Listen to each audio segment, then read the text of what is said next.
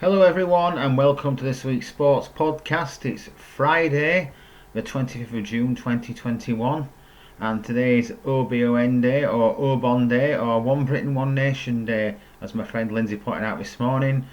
And we've got some typical British weather. I did say to her One Britain One Nation sort of rhymes with oh bloody hell it's raining, but there you go. So anyway, never mind.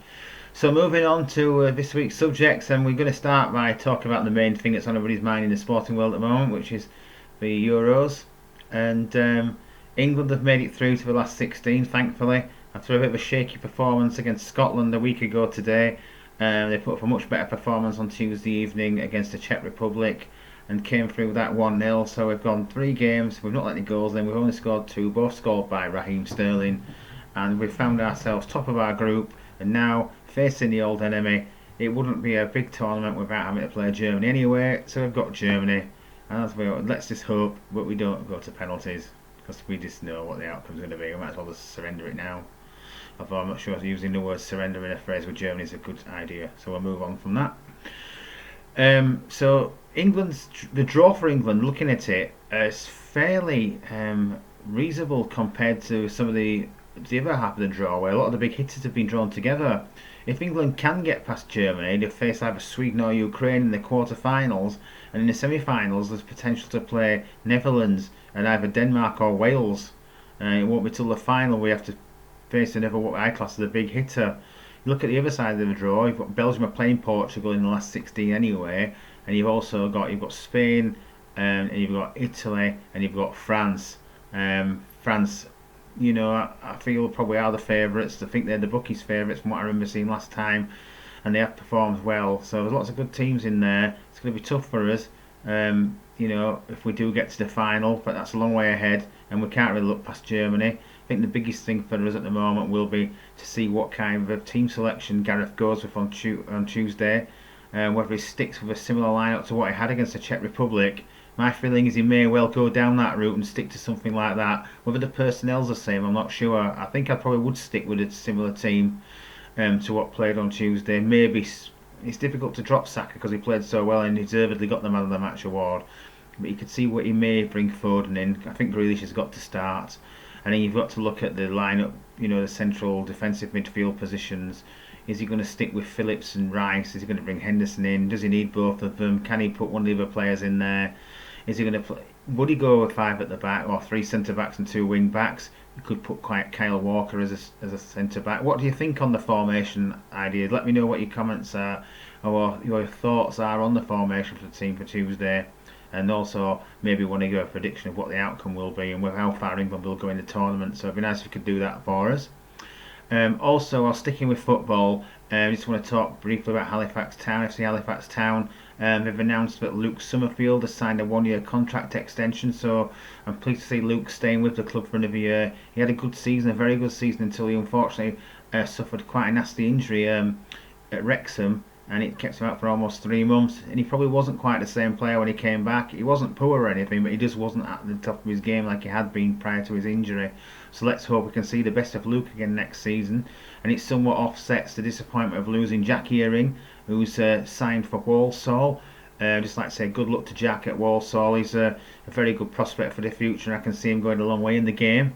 And Jeff King, who's left also, he's gone to Chesterfield. I've got to say I'm a little bit disappointed about that, because it suggests to me that it's purely financial. There's not much between us and Chesterfield, team-wise, skill-wise, quality-wise. Obviously, the last game of the season, it came down to a battle between us to get into the playoffs. But I would suggest it's purely from a financial point of view, but he's going to Chesterfield. I don't blame him for that. It's just disappointing that we're in a situation where we can't compete with the likes of Chesterfield. And when you're considering how much money that teams like Notts County, Stockport, Wrexham potentially have, and you've got the teams such as Grimsby coming down, I forgot Stockport by the way, Grimsby coming down, and Southend, you've got 5 or 6 teams that are all going to be big hitters in this league next year, so it's going to be tough for Halifax. So let's hope we can get some investment from somewhere to improve our chances, otherwise we'll be struggling to possibly finish higher than 7th, no matter how good a team we've got. But I know that Pete Wilder will do his best to put the best team out there he can. He says he's excited about the players that he's talking to.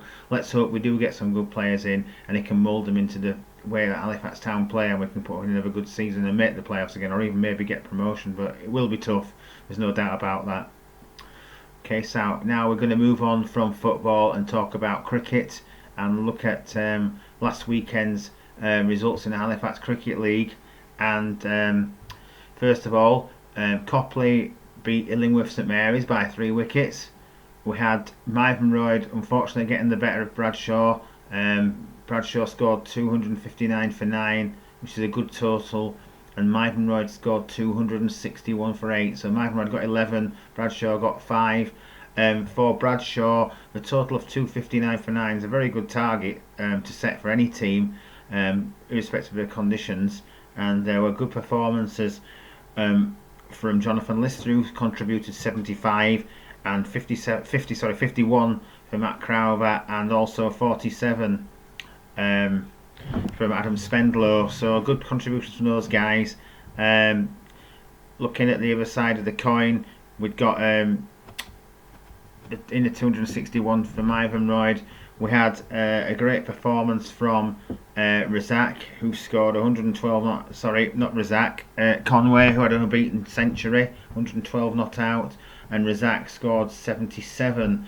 Now, he had a big contribution all round because he also took 3 wickets in the game, so he did well there. But Bradshaw will be disappointed not to win. They'll be hoping to get back on to winning ways this weekend. Shelford North Harham Hedgetop, who Bradshaw actually played this weekend, come out on top against Sawby Bridge. Sawby Bridge scored 316 for 9. Shelford North Harham Hedgetop managed to get to the target. They scored 318 for 6. And again, a really good total from Sawby Bridge. Chris Metcalf, the main contributor there, with 99.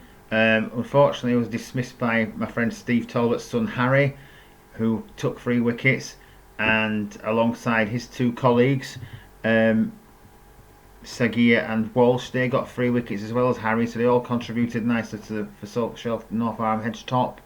And in response, when it came round to Shelf batting, it was a great performance by Sagir. He got a unbeaten century, got 113 not out, and we also saw 82 from Daniel Cole. So 2 good performances with the bat there. I just also like to mention the contribution that Scott Griffiths made for Sawby Bridge. He scored 48 when they were batting. So a disappointing result for Sawbridge perhaps, but a good total is set. In the other games that were played, Worley beat Thornton by 5 wickets, and Triangle beat SBCI by 8 wickets. So some fairly high scores this week in most games. Difficult to see, to accept you've lost when you scored such a good total. So going forward to this weekend, we've got fixtures between Booth and Thornton, and we've got Bradshaw, as I already mentioned, are at home to Shelford North Harham Hedgetop.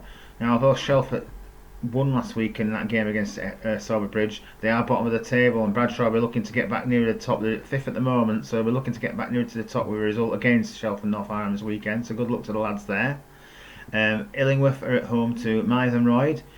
Sawby Bridge are at home to Blackley. SBCI are at home to Copley, and Worley are at home to Triangle. So let's hope the weather's going to be okay. It's not so great today, typical British weather as I've already mentioned. And let's hope that Bradshaw can get back on track with a victory this weekend. It'd be nice to see him, like I say, rising up the table again, and challenging for the title hopefully towards the end of the season. Moving on from the Halifax Cricket League, we're going to look at Yorkshire. And Yorkshire have made a good start to the Blast. They're doing really well, particularly in the last match when they were struggling at 40 odd for 4 after 10 overs, and they ended up with a total of 192 for 5 against Worcestershire. Brilliant performance by Harry Brook and Jordan Thompson. Shared a record stand for the 6th wicket in a T20 Blast game. I think Brook got 83 and Thompson got 66. And despite the best efforts of the Worcestershire batsmen, they managed to win by 12 runs and made a really good start to the tournament. And they've not traditionally done that well in the T20, so I don't really want to jinx them at this point, but let's hope they can make it through to the latter stage of the competition. I'd like to see them at finals day for once. moving still with Yorkshire, but talking about the county championship, there's been a bit of disgruntlement amongst the fans this weekend because the the Roses game against Lancashire has had to be moved. It was going to be played um, at Scarborough, but unfortunately, because of the COVID restrictions, it's felt that Scarborough can't meet the requirements for COVID, so the game's been moved to Headingley. So that's a bit of a disappointment. It starts on the 11th of July, but now it will be at Headingley instead of being at Scarborough. So yeah, understandably some disappointment for people that have forked out cash to get there, on train fares and stuff like that. But circumstances dictate, so we have to allow for that somewhat. So disappointment, but hopefully Yorkshire can reward those fans that have been put out somewhat by coming up with a good result and beating Lancashire. Obviously, we lost the game at Old Trafford, so it'd be nice to beat them in the return fixture. There's been quite a few issues actually about which sporting events are allowed what crowds, and it's caused. I've noticed a few comments on social media from friends who have been disrupted somewhat by, or either disgruntled or disrupted by what's happening with, like things like Wembley being allowed 60,000 fans for the semi-finals, but then we can't have so many people in to watch the T20 game between Yorkshire and Lancashire as well. So it caused a bit of discontent really. But anyway, the best way to answer for Yorkshire is to try and beat the old enemy from across the border. So good luck to them in that. Moving on now to the world of speedway, and Bellevue moved back to the top of the table last night in the Premiership with a victory by 51 points to 38 at Kings Lynn. Top scoring for Bellevue was Dan Buehler with 11, and Brady Kurtz chipped in with 9. In fact, quite a few riders all played their part. We had 8 points from both Worrell brothers, and also from Jay Etheridge as well. Top scorer for Kings Lynn was Thomas Jorgensen with 12. But Kings Lynn has struggled somewhat at the start of the season. The team does look a little bit weak, and they've made a few changes already. So I'm not sure the Kings Lynn Stars fans will be too happy with the way it's going. And the other match last night, Sheffield defeated Ipswich by 48 points to 42. So Ipswich did get a consolation point out of that. Some of the Ipswich fans were a bit worried about whether they get a bit of a beating because they've not got a particularly good record at Sheffield. But I would have liked to have pointed out to them before the match that Jake Allen has a good record around Sheffield, and he was the top scorer last night with 10 points. Craig Cook also chipped in with 9. But the main man for Sheffield, Jack Holder, scored 13, and Sheffield get a 3 points on the board there, so that's a good result for them. And okay, so moving on from Speedway, we're going to talk now about stock cars this weekend. We've got the meeting at Northampton International Raceway. That's on Saturday evening. That's the only meeting this weekend. I think it might be a World Championship qualifier. I don't actually check that, but it's obviously a shale track now, is Northampton, which has again divided opinion among stock car fans. Some preferred it as tarmac, others prefer it as shale. My personal preference is for shale racing anyway. As far as I'm concerned, shale's for racing on, the tarmac's for getting there. But that's an old adage used from stock car fans. But hopefully it'll be a good meeting at Northampton. And the season's starting to progress now. The new grading list should be out shortly. If it's not, I haven't actually seen it. It may already be out. So there'll be some changes there. Some of the drivers, like number 47 Simon Trades, will be moving up the grades, and also Joshua Smith is probably going to be moving up to star grade from blue grade. So keep your eye out for the latest grading list being released. Next we're on to Rugby League, and this weekend Halifax Panthers are away to Batley. They kept up their good run of form last weekend with a convincing victory against Swinton. I think it was 34 points to 4, something like that. And this weekend Batley are third in the table, Halifax are 6. Halifax are doing really well, but all the other teams keep winning as well, so it's a tough game.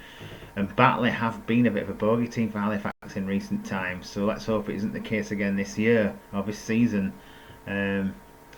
It'd be good to beat Batley just to get a bit of their own back, really.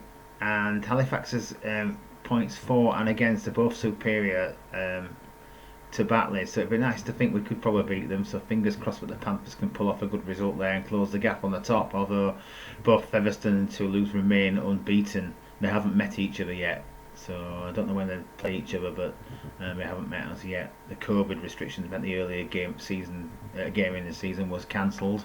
It's not. I don't know if it's been rearranged or when it's going to happen or not. So keep your eyes peeled if you're interested in the Championship at Rugby League. Last thing for this weekend is the Wimbledon starts on Monday, so that probably means it's going to rain even more forecast isn't always great. Wimbledon seems to bring out rain. As long as they don't bring out Cliff Richard again, we're alright. Some of the big news from the tournament is Andy Murray is taking part in the Wimbledon singles. Djokovic defends his title. Rafael Nadal has pulled out. And yesterday Simona Halep pulled out of the ladies' draw as well, so it makes it a little bit more open, I guess. I'm expecting that perhaps Djokovic will win again. Nadal, I'm not sure about Nadal. He's pulled out of the Olympics as well from Brightly, so maybe it's because he feels he's better on clay, but I'm not sure what the reason is. For my opinion, Federer and Djokovic are both better players overall than Nadal. But that's just my opinion. If you disagree, make your comments below. So I think that's just about it for this week. Thank you very much. So if there's anything you feel I've missed out, just let me know. Otherwise, I hope you've enjoyed this week's update, and I'll be back with more next Friday. Bye for now.